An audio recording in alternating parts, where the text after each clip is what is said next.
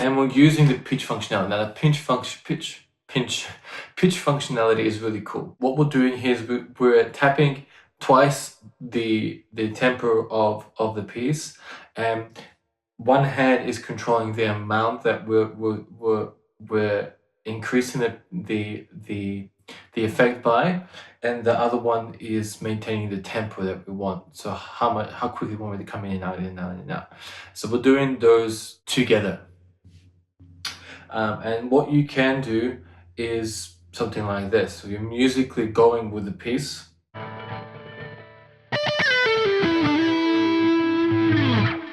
This clip I'm going to show you, I reckon you can probably do this a few times in your mix. I wouldn't do it more than that, because if you do it more than, I would say, like 3 times, it gets annoying. I think the first time you do it, it's like, oh, what are you doing? It's a bit sort of confronting. It's something that works and doesn't work. The second time you do it, people are sort of familiar with it, and the third time you do it, people are like, okay, that's annoying. It's one thing to build and then go into a drop that's of a similar style. But when you go from something like this, when it's kind of a very dark tone, and then you go completely the next field over it, yeah, let's have a look.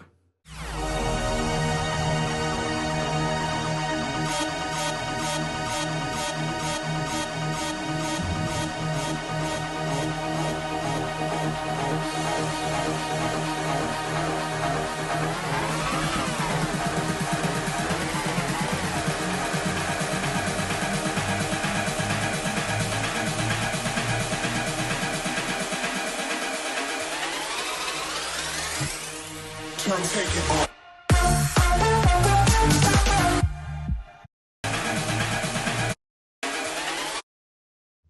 I accidentally pressed the button and went spaz. Spaz till you. We don't use that window anymore.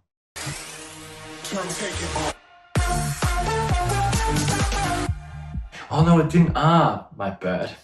I forgot that I didn't edit there. So we could quickly cut over to the next one. Now, you see what I mean, right? So we are sort of building from a very darker sort of piece.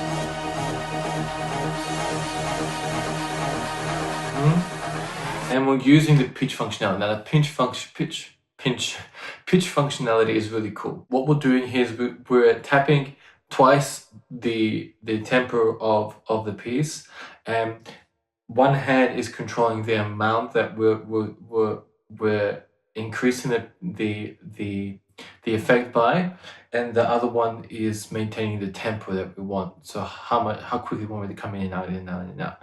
So we're doing those together. And what you can do is something like this. So you're musically going with the piece.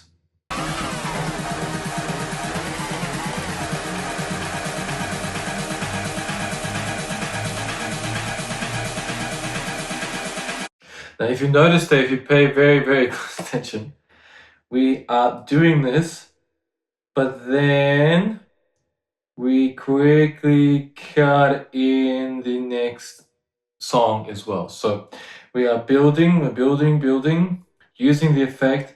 We have the desired amount of the effect that we want. So the great thing about using this functionality and being able to adjust the amount of the effect you want is you can have a bit of fun with it, and then get that amount that you want, then leave it there, and then you have one hand free to bring in the next piece or bring the fader up and do what you need to do. And that's what we're doing here. So we found the amount that we want, we're bringing in the fader, and then we can continue adjusting if we need to. Cool. So we build it in.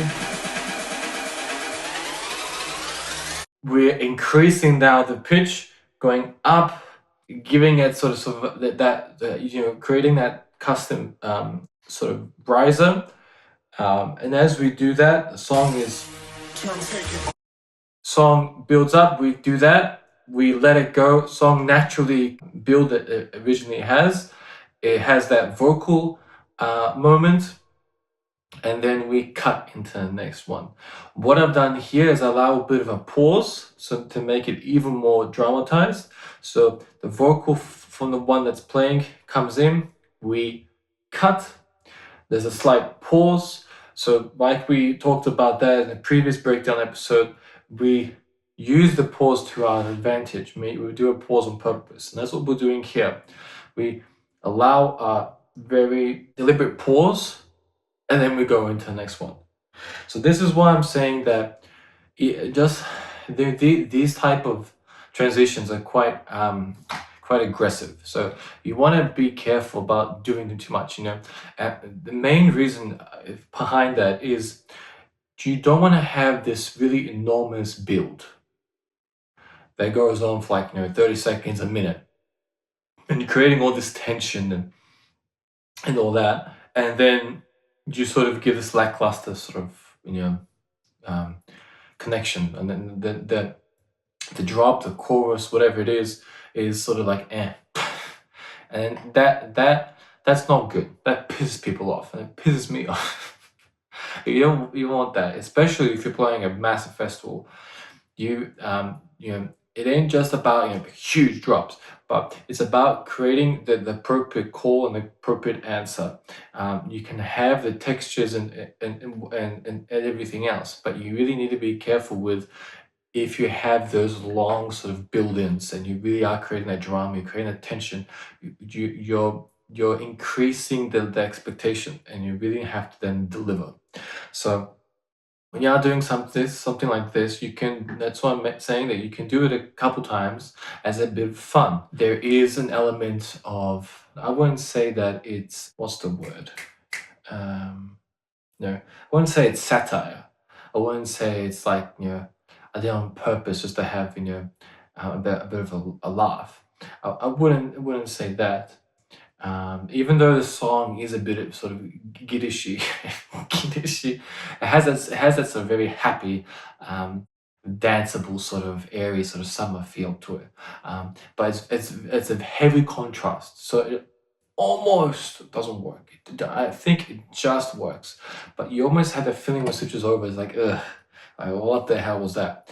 It's good in the way that it draws your attention, okay? But it's then the negative side of it is that you could lose the mix. So you have to be very, very careful when approaching something like this.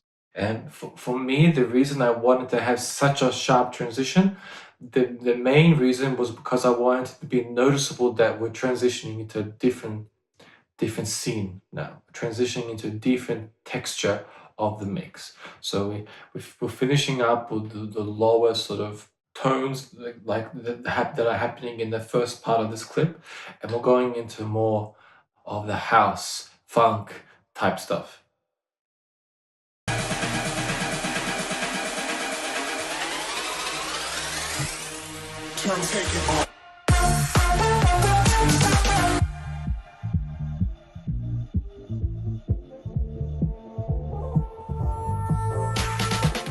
Now, in the original mix, obviously that section goes on for a little bit longer. So, but you can see how we've moved quickly from that part into now a little more sort of old school.